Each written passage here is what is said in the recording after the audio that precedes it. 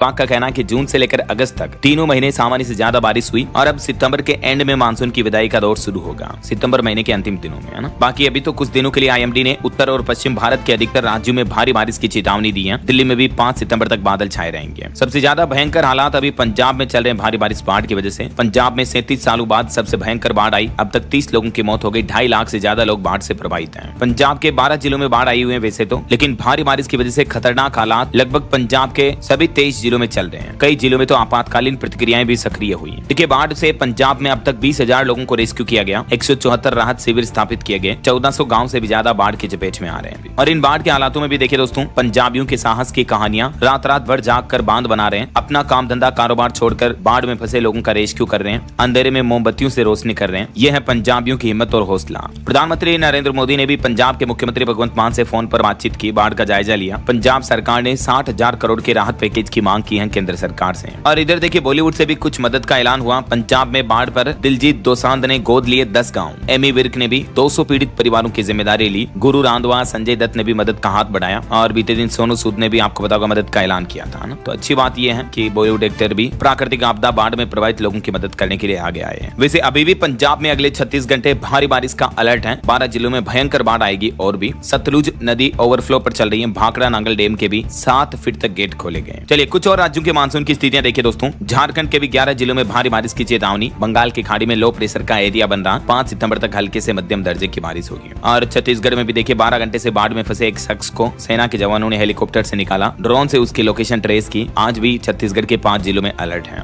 और पहाड़ी राज्य हिमाचल में भी देखिए, मंडी में फिर से लैंडस्लाइड की घटना हुई, जिसमें एक मां बेटी समेत 3 लोगों की मौत हो गई। 2 अभी भी मलबे में दबे हैं। कुल्लू और करसोग में भी 2 बिल्डिंगें ढही। इधर देखिए, उत्तर प्रदेश की हालात। बाइक सवार एक व्यक्ति नदी में बह गया, लोगों ने बचाया। नोएडा में फार्म हाउस भी डूब गए, तैर कर निकल रहे लोग। यूपी के 3 जिलों में आज भी 12वीं तक के स्कूल बंद रखे गए हैं। और बिहार में देखिए, पटना समेत 8 जिलों में तेज बारिश का अलर्ट। मुंगेर में सड़कों पर गंगा नदी का पानी बहकर आ गया। नेपाल में बारिश जो ज्यादा हो रही है, इस वजह से कोसी बराज के भी 34 गेट खोलने पड़े। अब अलर्ट जारी हुआ। हरियाणा में देखिए, मानसून का अपडेट आ रहा कि 36 घंटे भारी बारिश का अलर्ट रहेगा। इस साल गुरुग्राम में 5 मौतें हुई। यमुनानगर में पंचकुला सहारनपुर नेशनल हाईवे भी धंस गया। हरियाणा गुरुग्राम में भी भारी बारिश की वजह से सड़कों पर 18 किलोमीटर लंबा जाम लग गया दिल्ली जयपुर हाईवे पर। और प्राइवेट कंपनियों को कर्मचारियों के लिए भी वर्क फ्रॉम होम की एडवाइजरी जारी की प्रशासन ने। और वहीं राजस्थान में भी अजमेर से लेकर जोधपुर तक कई जिलों में बाढ़ जैसी बारिश हो रही है। फसलों पर जल भराव का खतरा मंडराने लगा। एक घटना देखिए, राजस्थान के सवाई माधोपुर में बांध पर स्टंट कर रहा एक युवक भी बह गया। ऐसे जान से ना खेलें कभी। दौसा में भी बांध टूट गया। जयपुर के कई गांव भी डूबे। राजस्थान के 13 जिलों में आज और कल भी भारी बारिश का अलर्ट रहेगा। वहीं मध्य प्रदेश के भी 15 जिलों में आज भारी बारिश का अलर्ट है। अगले 24 घंटों में 4.5 इंच तक पानी गिर सकता है। एमपी में कई जगहों पर नदियां उफान पर चल रही। शाजापुर में एक स्कूल बस भी फंस गई। टीकमगढ़ में भी 20 लोगों का रेस्क्यू किया गया। नर्मदापुरम में तवा डैम के भी 3 गेट खोले गए। वहीं देखिए, जम्मू कश्मीर में वैष्णो देवी मंदिर 7 दिन से बंद है। 700 श्रद्धालुओं का खर्च होटल वाले उठा रहे हैं। 200 कमरे खोले, नाश्ता डिनर सब कुछ फ्री दे रहे हैं। प्राकृतिक आपदा के मौके पर ये बहुत ही अच्छी पहल है वाकई में। और देश की राजधानी दिल्ली एनसीआर में भी बारिश से जनजीवन अस्त व्यस्त है। स्कूल कॉलेज बंद है। वर्क फ्रॉम होम की सलाह दी गई। और भी दोस्तों, स्काईमेट वेदर की रिपोर्ट के मुताबिक अगले 24 घंटों के दौरान देश भर में मौसम की संभावित गतिविधियां क्या रह सकती हैं, जिसकी जानकारी आप देख सकते हैं स्क्रीन पर। बाकी मौसम विभाग ने अभी रेड अलर्ट पहाड़ी राज्यों में जारी किया है, जैसे हिमाचल प्रदेश, उत्तराखंड वगैरह में। और ऑरेंज अलर्ट की चेतावनी कई राज्यों में है। मध्य भारत के अधिकतर राज्यों में और दक्षिण भारत में येलो अलर्ट की चेतावनी रहेगी, है ना। और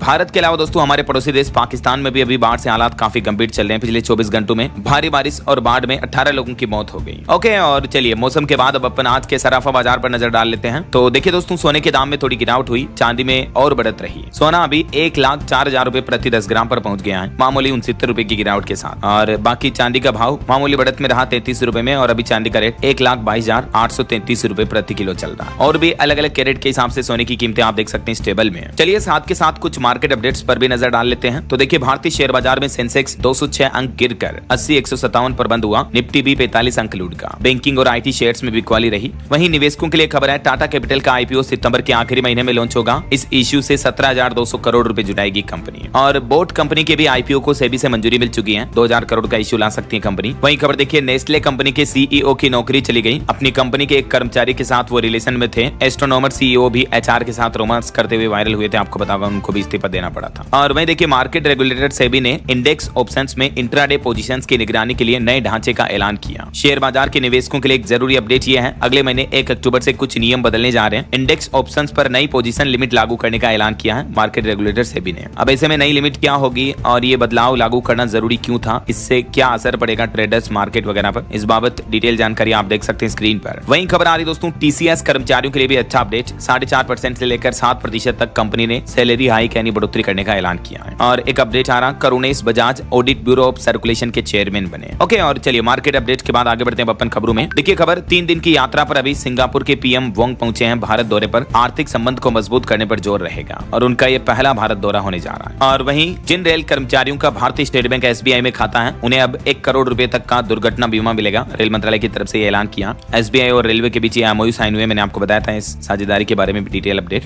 और खबर आ रही कि आपसी तालमेल बढ़ाने में जुटी भारत और थाईलैंड देश की सेना, संयुक्त सैन्य अभ्यास मैत्री का 14वां संस्करण शुरू हुआ। वहीं देखिए नेपाल और भूटान के नागरिकों को अब भारत आने के लिए पासपोर्ट या वीजा की जरूरत नहीं होगी। गृह मंत्रालय की तरफ से यह बड़ा आदेश जारी किया गया और भारत सरकार ने यह स्पष्टीकरण भी दिया कि इन 2 देशों के लोगों को भारत में एंट्री करने के लिए अब वीजा पासपोर्ट नहीं चाहिए होगा, है ना। और खबर आ रही, निवेशकों का भरोसा बरकरार रहेगा, नए दिशा निर्देश से बढ़ेगी तकनीकी नवाचार, एआई और ब्लॉकचेन समेत कंप्यूटर पेटेंट और भी मजबूत होंगे। विश्व बौद्धिक संपदा संगठन की रिपोर्ट में उच्च स्थान प्रगति का सूचक है और अब सीआईआर के निर्देशों के मुताबिक चुनौतियों के समाधान का रोडमैप भी बनाया जाएगा। ये भारत सरकार का प्लान है टेक क्षेत्र में निवेश को बढ़ावा देने के लिए। चलिए अगली खबर देखिए, हदें पार न करें वरना गिरफ्तार कर लिए जाएंगे। महमूद मदनी को असम के मुख्यमंत्री हेमंत बिश्व शर्मा ने सख्त चेतावनी दी है। जमीयत उलेमा ए हिंद के अध्यक्ष महमूद मदनी, जिन्होंने हाल ही में कुछ उल्टे सीधे बयान दिए थे, तो असम के सीएम ने अब उनको हिदायत भी दी है। और खबर है, पीएम नरेंद्र मोदी के जन्मदिन पर 5 अस्पतालों की रखी जाएगी आधारशिला, 75 नई योजनाओं की भी होगी शुरुआत। 17 सितंबर से लेकर 2 अक्टूबर तक पीएम के जन्मदिन के बीच ये कार्यक्रम चलेगा और इस दरमियान ही देश की राजधानी दिल्ली में 5 बड़े अस्पतालों की आधारशिला नींव रखी जाएगी। 150 आरोग्य मंदिर खोले जाएंगे और दिल्ली सरकार कई नई योजनाएं भी शुरू करेगी, है ना। चलिए खबर देखिए, गुजरात में सफाई कर्मियों की मौत के मामले पर हाईकोर्ट सख्त हुआ, कहा कि केवल ठेकेदारों को दोष न दे, अफसरों की भी जिम्मेदारी इसमें तय होनी चाहिए। और गृह मंत्रालय का एक बड़ा एक्शन देखिए, गैर कानूनी गतिविधियों में लिप्त विदेशियों के भारत आने पर लगाई रोक, राज्यों में बनाया जाएगा डिटेंशन कैंप भी। दरअसल विदेशों से हमारे देश भारत में आने वाले विदेशियों के लिए सरकार ने अब कुछ नए नियम सख्त लागू कर दिए हैं और इसके तहत एक नियम तो ये होगा, गैर कानूनी गतिविधियों में लिप्त विदेशी नागरिकों को भारत आने पर रोक रहेगी, ठीक है। इसके साथ ही गृह मंत्रालय ने सभी राज्य सरकारों को भी निर्देश जारी कर दिया, जांच पड़ताल की जाए उनकी। ऐसा भाई देखिए, गोवा सरकार को भी बड़ा झटका लगा, उच्च न्यायालय ने रद्द किया मेडिकल प्रवेश प्रक्रिया में लागू खेल कोटा भी। और उड़ीसा राज्य के शिक्षकों के लिए टीईटी अनिवार्य वाले सुप्रीम कोर्ट के आदेश पर मंत्री बोले कि इस फैसले का अध्ययन करेगी उड़ीसा सरकार। क्लाइमेट चेंज को लेकर रिपोर्ट सामने आ रही कि सहयोग के बिना जलवायु परिवर्तन पर कार्रवाई करना मुश्किल होगा। COP30 के अध्यक्ष ने भारत और ब्राजील इन देशों के सहयोग पर जोर दिया। चलिए अगली बड़ी खबर देखिए, अब पासपोर्ट और वीजा की जालसाजी करने या फर्जी डॉक्यूमेंट इस तरह के बनाने पर 7 साल तक की सीधी जेल होगी। आवर्जन एवं विदेशी अधिनियम लागू हो चुका है, जो हाल ही में केंद्र सरकार ने यह नया अधिनियम बनाया, तो इसको लेकर सरकार ने ये डिटेल रिपोर्ट जारी किया है ना। और इसी के तहत नेपाल भूटान वाले लोगों को भारत आने के लिए वीजा पासपोर्ट वगैरह की भी जरूरत नहीं होगी, है ना। और खबर देखिए, झारखंड के मुख्यमंत्री हेमंत सोरेन ने पीजीटी शिक्षकों को नियुक्ति पत्र सौंपे, टॉपर्स को सम्मान दिया। सांसद महुआ माझी भी मौजूद रही।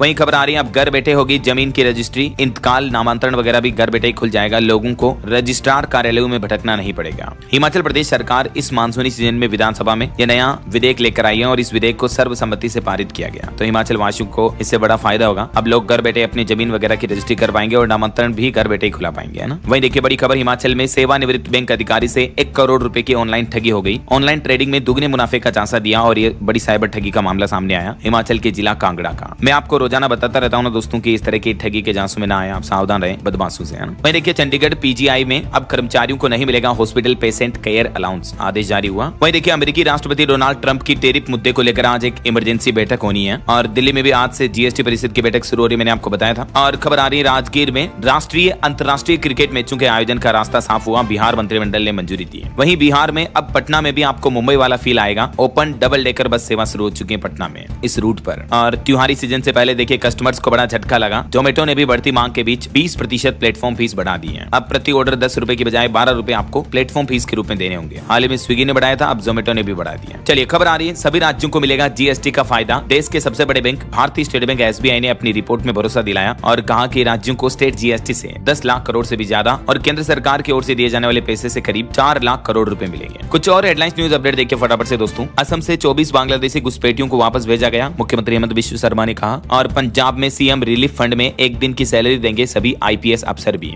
उत्तराखंड निकाय कर्मचारियों के महंगाई भत्ते में बढ़ोतरी हुई और 5 सितंबर को उत्तर प्रदेश अयोध्या पहुंचेंगे भूटान के प्रधानमंत्री दासो सेरिंग, रामलला के दर्शन भी करेंगे वो। वहीं भारत रूस के बीच जल्द ही सुखोई 57 फाइटर जेट को लेकर डील हो सकती है, मीडिया रिपोर्ट्स आ रही है। और पीएम मोदी गाली कांड को लेकर बीजेपी ने 4 सितंबर को बिहार बंद भी बुलाया। वहीं बड़ी खबर आ रही, दिल्ली एनसीआर में अब कुछ खास पंप खुलेंगे जहां पेट्रोल डीजल सीएनजी नहीं बल्कि गाड़ियों में कुछ और भरा जाएगा। दरअसल सरकार का प्लान है दिल्ली वगैरह में प्रदूषण कम करने के लिए बड़ा कदम उठाया जा रहा है और इसके तहत देश के 10 राजमार्ग खंडों पर अब हाइड्रोजन से चलने वाले ट्रकों को चलाने की योजना बनाई गई है। मतलब जो कॉमर्शियल व्हीकल होंगे हाइड्रोजन से चलेंगे और इनके लिए पेट्रोल पंप भी स्पेशल बनाए जाएंगे। इंडियन ऑयल और रिलायंस पेट्रोलियम मिलकर ये पेट्रोल पंप स्थापित करेंगे जहां हाइड्रोजन फ्यूल भरा जाएगा। समझ रहे हो, पेट्रोल डीजल वगैरह नहीं मिलेगा ना। और एक बड़ा फैसला देखिए, राजस्थान और